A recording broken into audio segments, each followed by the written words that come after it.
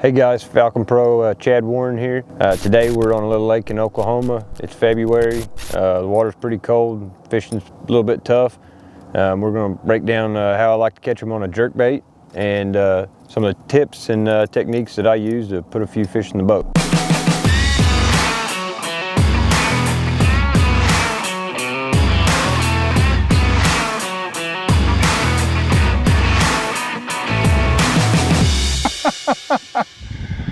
Yeah! We're here on the lake in Oklahoma. The water's got a little color today. It's February. I think our water temperature is about 43 degrees. The fish are pretty slow this morning. What we're trying to do, we're targeting them with a jerkbait. I think we're going to have to probably really put it on their head to get them to eat it. So we're using, that forward-facing sonar and really trying to put this jerkbait close to one. See if we can't get a couple bites today. It's pretty tough conditions. It's February. The water's not really warming up yet. So you're not going to get a whole lot of bites, but we're hoping that we get a couple big ones today.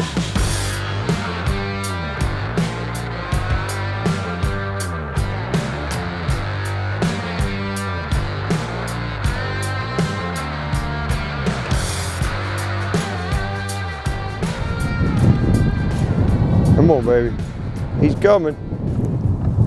Big one, dude. That's a good one. He got some big old head shakes. Oh yeah.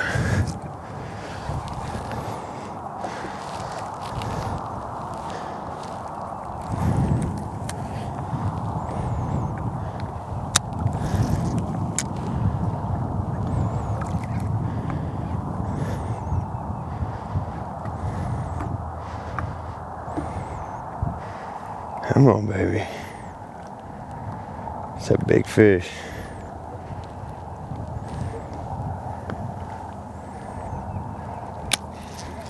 Barely hooked too. Come here. Come here. Come here. Come on. Come on. Open up. Come on. Oh, is it good in there? Not as big as I thought it was. You just barely got that hook. Back hook. Let me get them pliers.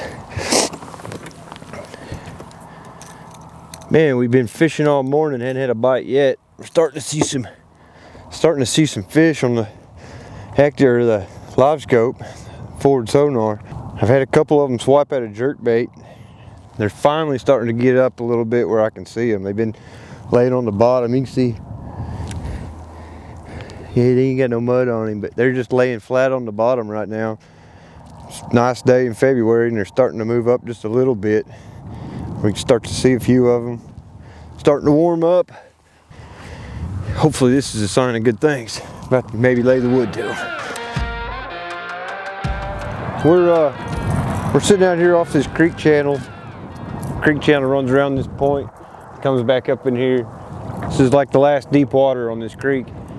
And this thing makes a big point that comes out, and those fish they sit out in that creek channel suspended when it's cold. And you can't hardly catch them whenever they start to, when it starts to warm up or they decide to feed, they'll pull up here on top of this this point that runs along this channel. And those fish will come up here and start eating. They'll get up here pretty shallow, 2, 3, 4, 5 foot. And that's where they want to eat.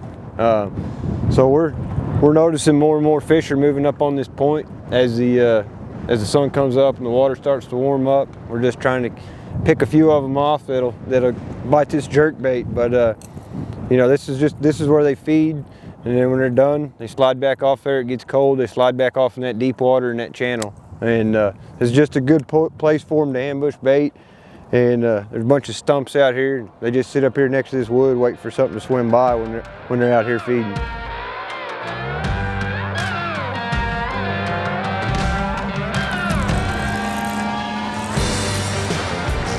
His buddy's coming too. We tried another jerkbait. Oh yeah.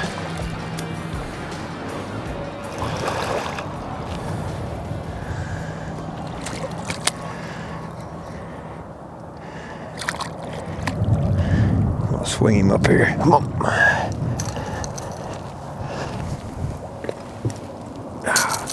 That one there, we're just going along this flat bank, and there's a couple of rocks out there in about 8 foot of water. I saw 2 of them sitting out there. Threw that jerkbait over it, and both of them come up to get it. That's a good thing about some of that forward sonars. I knew there's a little something out there that comes out off of that rock deal. I don't know if it used to be a dock or what it was, but I knew there was a rock sitting out there. They weren't up on the shallow side of it, but out there on the deep stuff, I saw 2 of them sitting there, and it looked like the other one might have been bigger. So we're gonna try to catch that other one too. This is my setup for jerkbait fishing open water anyway. This is a Falcon jerkbait special, jerkbait rod. I got 12-pound test on it. It's a pretty soft rod. I like to throw this in open water. It's got a lot of forgiveness, and I mean, you can really play the fish once you get them hooked, keep those treble hooks from coming out. This one here, this is a buzzbait rod, which most people wouldn't throw a jerkbait on, but I like throwing a jerkbait around timber, standing trees. And the reason I'm using that stiffer rod is so that when I do get one hooked in one of those places where, he's got a chance of hanging me up if he gets down in it, this rod's got a lot more backbone, and I can fight those fish and pull them out of those trees and get them away from stuff. And then I've really got to play them out after that. But that helps me get those fish out of, brush piles or tree tops, lay downs, places a lot of people wouldn't throw a jerkbait. But a stiffer rod will really help you get those fish out of there so you don't lose them or get them hung up, broke off on a limb. Anytime I'm around cover, I go to a stiffer rod. And then when I'm out in open water, I like that jerkbait rod. That's kind of my setup whenever I'm jerkbait fishing. And it just, it varies on what I'm throwing it around. If it's rock, I'm more than likely going to keep the soft rod. Just that way those hooks stay in them better, once I do get them hooked. But anytime I'm around a lot of cover, I go to a stiffer rod, something I can really yank them out of there whenever they do eat it. So sometimes if I'm trying to get that jerkbait down a little bit deeper, I will take a nail weight or a split shot, put it on the snap ring like that, or on the shank of the hook. Oops, that one broke. Put it on the shank of the hook like that and just twist it. It won't last forever, but usually it'll last long enough to help you get that bait down just a little bit deeper. That one keeps wanting to break on me, but we'll take a split shot instead then. I haven't seen that it affects the hookup percentage, but I'll put it on the bottom of one of them here,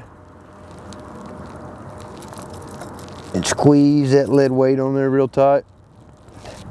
What that'll do is just let that jerkbait get a little bit deeper, and it'll be a sinking jerkbait now instead of a suspending jerkbait. But sometimes, those fish that are down 15, 20 foot, they haven't seen that. They don't see a jerkbait down that deep, and regardless of what they say that jerkbait will run, usually they don't run as deep as they say. But this will let you fish it as deep as you want. You got to keep it moving because it will sink, but sometimes this is hard to beat.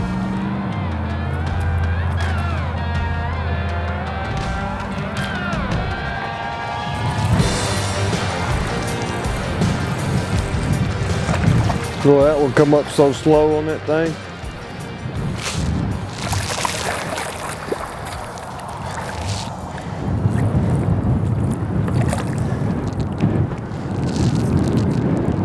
That's why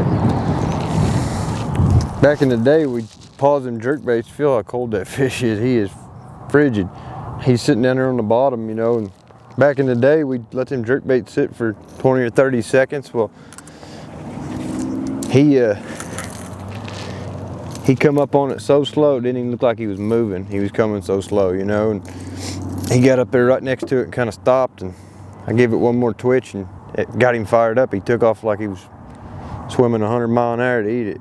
But the trick is just letting them get to it. If you're watching them on your sonar, throw it out there and you get it over one, pay real close attention. Sometimes it doesn't even look like they're coming. They're moving so slow. Get their nose right up there on it, and you make one more twitch and it just triggers them, and they speed up, swim full speed and eat it. But that's what get that jerkbait over one of those cold fish, sitting still, keep it 3 or 4 feet above its head, just let it sit there. A lot of times that fish will come up and it is painfully slow, but you'll see them just crawling up to it. They get their nose right on it. Usually they'll stop, one little twitch, and usually that'll get them to fire.